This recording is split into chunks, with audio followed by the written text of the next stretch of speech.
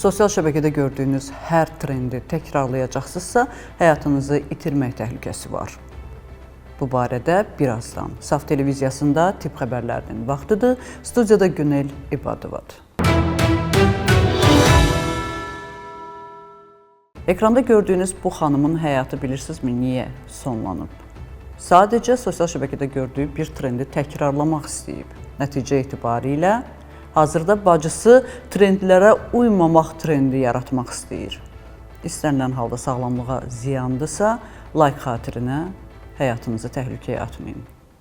Sosial şəbəkə trendi 13 yaşlı qızı öldürdü. İngiltərənin Leicestershire qraflığında 13 yaşlı Tigan Jarmanın faciəvi ölümü sosial şəbəkələrdə yayılan təhlükəli trendlərlə bağlı ciddi müzakirələr yaradıb. Yeniyetmə öz otağında huşsuz halda tapılıb və tibbi müdaxilələrə baxmayaraq hadisə yerində həyatını itirib. Ailənin sözlərinə görə ölümün sosial şəbəkələrdə populyarlaşan və xroming adlanan dezodorant kimi məişət məhsulların zəhərli buxarlarını udmaqla bağlı baş verdiyi ehtimal olunur. Ögey ata Rob Hopkin isə həmin gün Tiganın dezodorant balonundan istifadə etdiyini təsdiqləyib. Ailə gəncləri belə riskli trendlərdən qorumaq üçün maarifləndirmənin gücləndirilməsinə çağırır. Tiganın bacısı petisiya başladaraq dezodorant və digər kimyəvi məhsullar üzərinə aydın xəbərdarlıq işarələrinin əlavə olunmasını, həmçinin məktəblərdə sosial şəbəkələrin təhlükələri barədə geniş tədris aparılmasını tələb eləyir. Onların məqsədi bu faciəni digər uşaqlar üçün xəbərdarlıq nümunəsinə çevirmək və oxşar hadisələrin qarşısını almaqdır.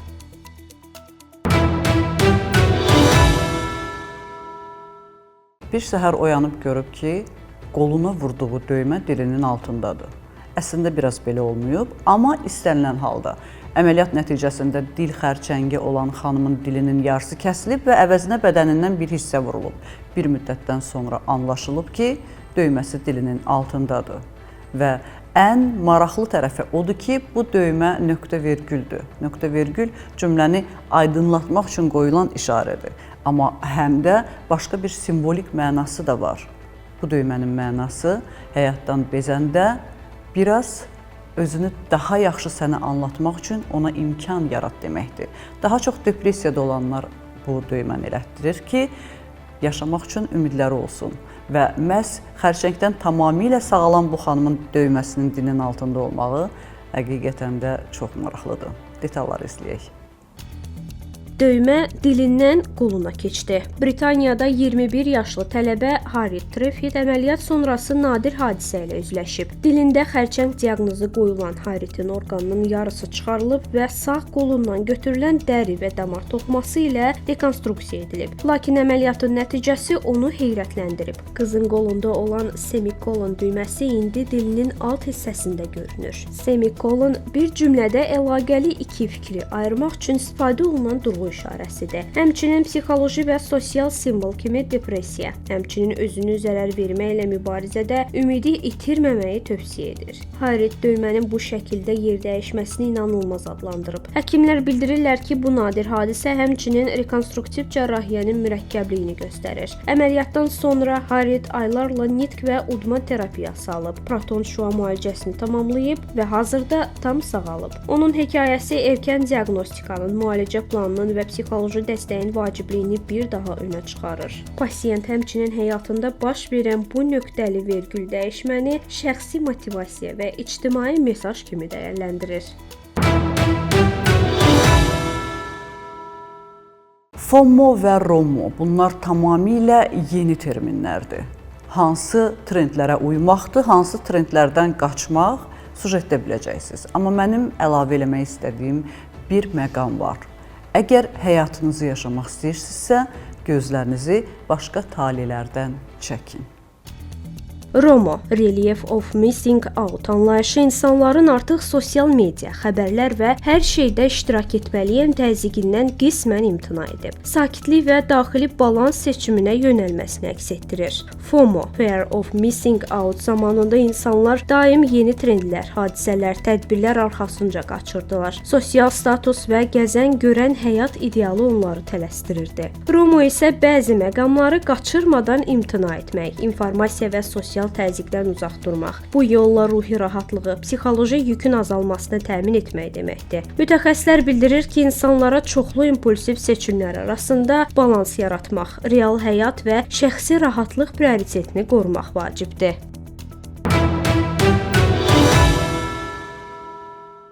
Dəmir çatışmazlığınız varsa, qripi daha ağır keçirdəcəksiniz. Alimlərin yepyeni bir tədqiqatını təqdim edirik və çalışın, bol alma yeyin, eyni zamanda dəmir çatışmazlığını mütləq müalicə edin, çünki fəsadları sonra çox ağır olur.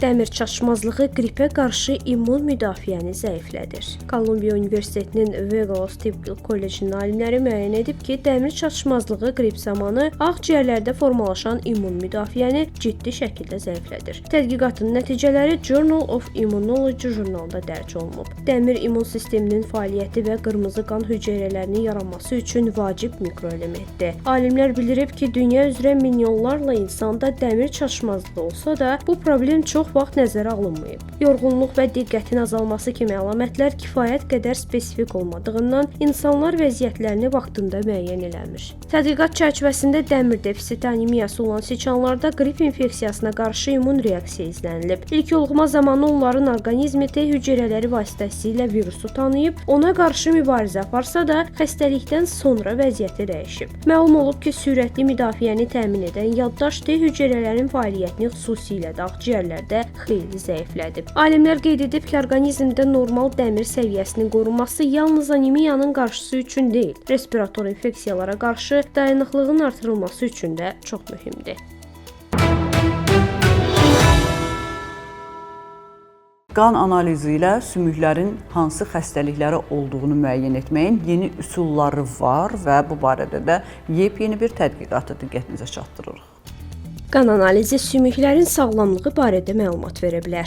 Chongqing Universitetinin alimləri müəyyən edib ki, sadə qan analizi sümük sağlamlığı haqqında məlumat verə bilər. Tədqiqat göstərir ki, qanda ölçülən xüsusi bir fermentin səviyyəsi sümük kütləsinin azalması və sınıq riskinin erkən mərhələdə müəyyən edilməsinə kömək eləyir. Nəticələr Frontiers in Endocrinology jurnalında dərc olunub. Araşdırmada 12835 nəfər iştirak edib. Onların qan analizləri və xüsusi rentgen müayinəsi ilə sümük sıxlığı yoxlanılıb. İştirakçıların 9,5%-də sümük zəifləməsi aşkar olunub. Alimlər bildirirlər ki, sümük sağlamlığında problem olanlarda bu fermentin səviyyəsi digər insanlardan daha yüksək olub. Bu fərq yaş, cins və bədən çəkisi kimi amillər nəzərə alınandan sonra da qorunub. Xüsusilə gənc qadınlarda və sağlam insanlarda bu göstəricisi daha dəqiq nəticə verir. Ferment səviyyəsinin artması sümükdə baş verən dəyişikliklərə bədən tərəfindən verilən kompensasiya reaksiyasını göstərir. Alimlər təxminən 72 səviyyəsinə əlavə müayinələr üçün xəbərdarlıq göstəricisi kimi tövsiyə edirlər.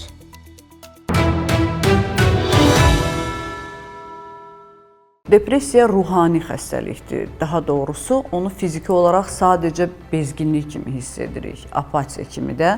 Bir çox insanlar heç nə eləmək istəməmək, həyatdan bezmək kimi simptomlarla bunu yaşayır. Amma məlum olub ki, depressiyası olan insanlar əksərən epilepsiya xəstəliyinə də tutulur. Yəni, onun artıq fiziki qıc olmaları baş verir. Ona görə də maksimum əhvalınızı xoş tutun ki, belə məqamlardan uzaq olasınız. Hər zaman yadımızda saxlayaq ki, bütün xəstəliklərin kökündə ilk növbədə stres dayanır. Hər şey keçir, əsəbləşməyə dəyməz. Depressiya epilepsiya riskini 2 qat artırır. Johns Hopkins Universitetinin alimləri müəyyən edib ki, depressiya olan insanlarda epilepsiyanın inkişaf riski təxminən 2 dəfə çoxdur. Bu nəticələr Amerika Epileptoloqlar Cəmiyyətinin konfransında təqdim olunub. Tədqiqat 11 mindən çox iştirakçının məlumatlarını əhatə edən 2 böyük araşdırma və əvvəlki 8 elmi işin analizinə əsaslanır. Nəticələr göstərir ki, depressiya epilepsiya riskini 2,4 dəfə artırır. Epilepsiya beyindəki elektrik aktivliyinin pozulması nəticəsində təkrarlanan tutmalar və ya qıcılmalarla xarakterizə olunan xroniki xəstəlikdir. Eyni zamanda depressiya və epilepsiya olan şəxslərdə əlavə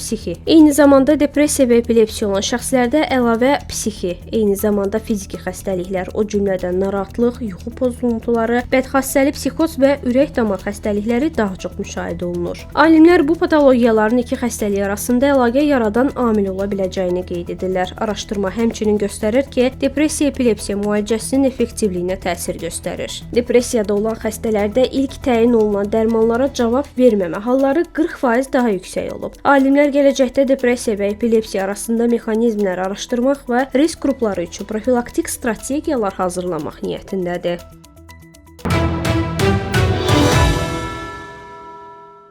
Bugün olan səhiyyə xəbərlərimiz bu qədər. Dünyada və ölkədə baş verən ən vacib tip xəbərlərini bizdən izləyin. Unutmayın, bilmək hər zaman bir addım öndə olmaq deməkdir. Özünüzü və doğmalarınızı qoruyun. Sağ olun, salamat qalın.